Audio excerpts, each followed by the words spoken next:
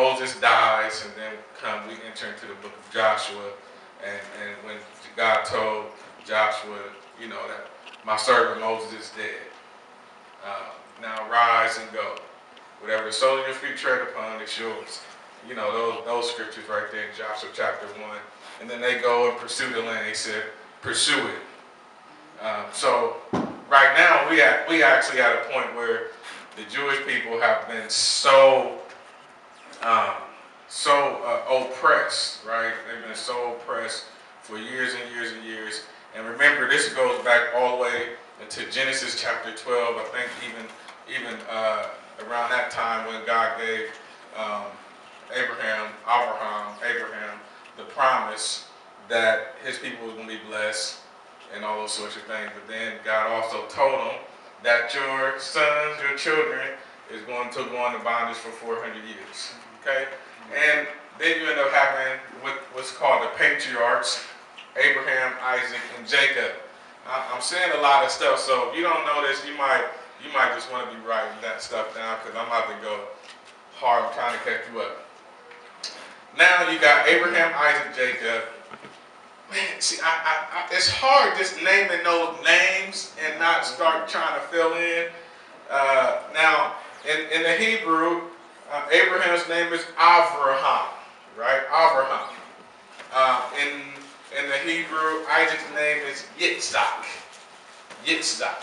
I think it's Yitzak, something like that, or CK. I'm close. And then you have what's it? Abraham, Isaac, and okay, Jacob's name is Yaakov. I think it's Yaakov. Yaakov. Amen. And so from Jacob, right? From Jacob, he had 12 sons, and he connected with your boy Laban and married 2 of his daughters, which actually were their cousins. Right. And there's arguments suggest that Leah, remember that sermon Dr. Walters preached some years ago, remember Leah? Because a lot of times we don't preach about the underdog. And might I suggest to you that most of us that get saved and come to God are underdogs. Are you hear what I'm saying? And sometimes the people that really help the work happen don't get enough credit. That's cool because it's for God's glory. Remember, anytime you do something for God, it's for His glory. If you're looking for credit and credit don't come, then you're not doing it for His glory. Because you can get frustrated when you're looking for credit, when you're looking for a pat on the back. And it's cool for somebody to say you're doing good, God bless you. But to need that to function shouldn't be your method. Shouldn't be your thought process. But when somebody give it to you, receive it.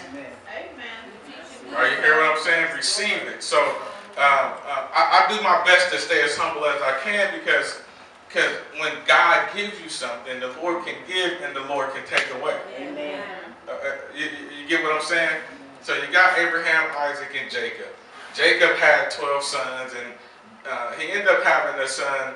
And what I like about Leah, before I go there, most of Jacob's sons came from Leah.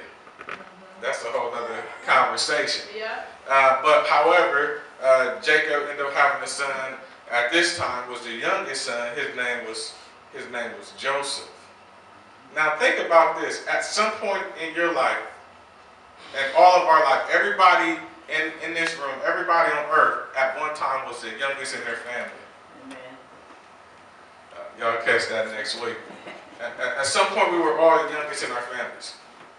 And so what I want to get at is this. I want to get at this because I don't have enough time to really dissect this like I want. But let me give it to you like this. Jacob had 12 sons. One of his sons named Joseph. Joseph had dreams. Joseph was considered at the time Jacob's favorite son. And there's many reasons. There's several reasons, and there's several arguments that make that up. Let me give you a few. One of the arguments is that during this time we wasn't that far removed from the flood. Remember the flood? Noah's Ark. The flood.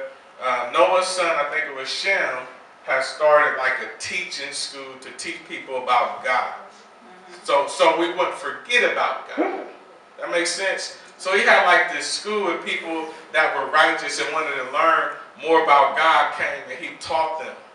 Alright? He taught them. Now, some of the stuff I'm talking about now is kind of some of the works of Josephus / some of the Torah anthology, some deeper study stuff I do. But however, Jacob would go and he would learn and come back and talk to Joseph and tell Joseph everything he learned. Joseph would remember it. And so when Jacob or Yaakov, remember Yaakov, when he would forget, right? Sometimes he was getting older, so he forget sometimes. And Joseph would bring everything back to his remembrance. He would recite it back to his father. That's one thing. The other thing is that they looked alike, according to like the Hebraic writings. And remember, the Hebraic language or the words, it's their letter numerical system as well as their letters. So it's the same. It's pretty much the same thing in terms of like we got A, B, C, D, E, F, G, and then 1, 2, 3, 4.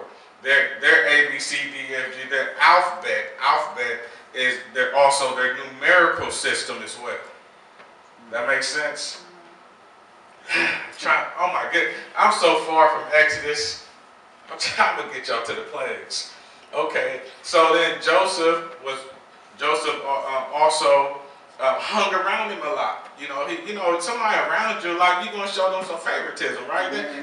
If you want from me, right, and you're not trying to take from me, that makes sense. It's a difference when people are around you and they just want to take. But when somebody is around you, they just want you for you and receive you the way you should be received. Am I in the right place at the right time? Amen. Hallelujah. Man. So somebody shout glory. Glory. Hallelujah. Thank you, Lord. So God is awesome because everything was a strategic plan. This was all a plan. It's all a plan. And I've been teaching this over the course of the weeks, but let me quit talking that stuff. Let me go into it more. Let me tell you the story. So Jacob ended up giving his son Joseph a coat of many colors. Joseph ended up, during this whole time, Joseph had dreams. He had several dreams that pretty much his family one day was going to bow to him. And at this time, his youngest son, brother, wasn't born yet. His name was Benjamin.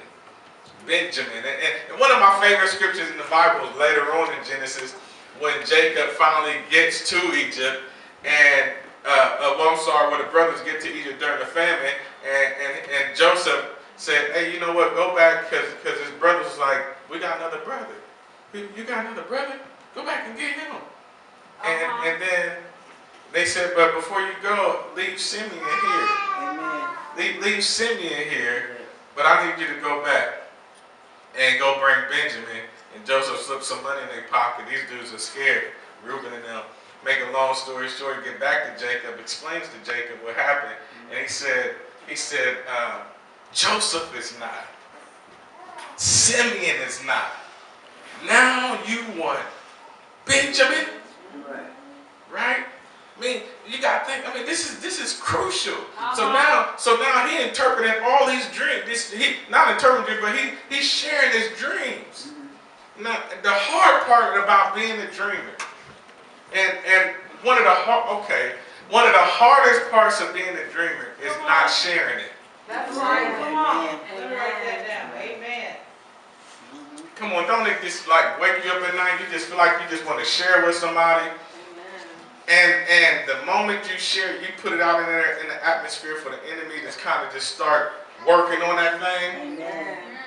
And as soon as somebody have you ever had just a powerful dream of you doing something great, but then somebody just was like, made you feel like when Naaman went to the prophet Elijah, he said, just go dip yourself in the Jordan 7 times.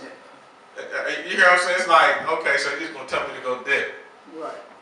Because sometimes everybody's not going to receive your dream the way you get it. That's right. It's your dream. Come on, somebody. It's what God is saying is going to happen in your life.